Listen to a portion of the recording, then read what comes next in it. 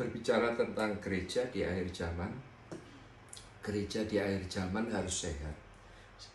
Gereja sehat adalah gereja yang bertumbuh secara kuantitas dan kualitas. Kuantitas itu jumlah, kualitas itu mutu.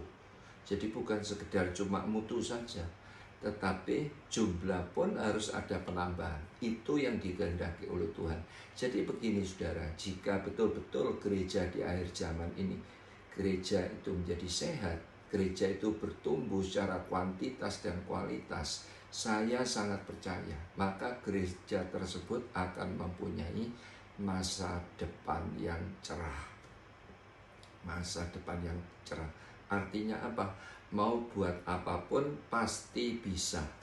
Nah, di dalam Alkitab ditulis di dalam Matius 16 ayat 13 sampai dengan 20, kisah pengakuan tentang Petrus. Perikopnya tentang itu, saudara.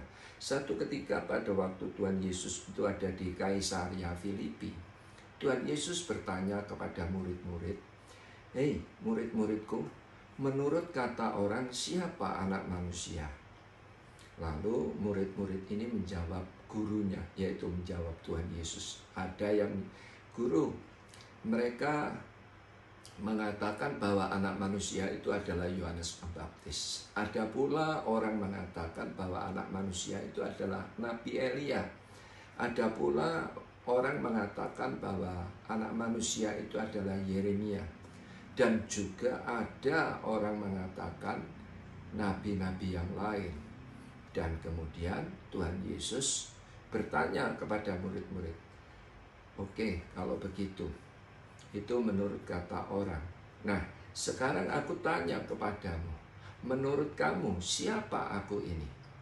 Dan kemudian ya Simon Petrus katakan kepada Tuhan Yesus demikian, "Kalau menurut aku guru, engkau adalah Mesias, anak Allah yang hidup." Nah, kemudian ya Yesus menjawab apa? "Berbahagialah engkau Simon bin Yunus, ya, sebab bukan manusia yang menyatakan kepadamu, tetapi Bapa-Ku yang di surga. Dan sekarang ini engkau adalah Petrus, dan di atas batu karang ini aku akan mendirikan jemaatku, dan alam maut tidak dapat menguasainya. Dan aku akan memberikan kunci kerajaan surga kepadamu. Apa yang engkau ikat di dunia ini akan terikat di surga. Apa yang engkau lepas di dunia ini akan terlepas di surga.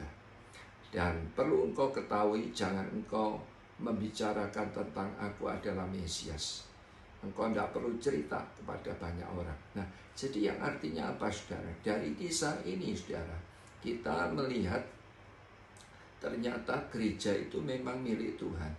Dan Tuhan sendiri menghendaki supaya gereja itu harus bertumbuh secara sehat. Gereja yang sehat, gereja yang bertumbuh secara kuantitas dan kualitas, secara jumlah, baik secara mutu. Bukan cuma satu sisi saja, tetapi secara jumlah maupun secara mutu harus mengalami pertumbuhan. Barulah gereja ini dikatakan sehat. Dan saya sangat percaya jika gereja ini sehat, bertumbuh secara kuantitas dan kualitas, saya sangat percaya gereja ini mau buat apapun pasti bisa. Amin. Sebab apa? Ayat-ayat firman Tuhan tadi mengatakan, "Aku akan memberikan kunci kerajaan surga." Nah, berbicara kunci itu sesuatu untuk membuka, betul nggak? Berbicara kunci itu berbicara terobosan. Saya percaya setiap saudara dan saya juga begitu. Kalau kita itu mau bertumbuh di dalam Tuhan, maka kunci apa? Keharmonisan di dalam rumah tangga ada di dalam Tuhan. Kunci apa?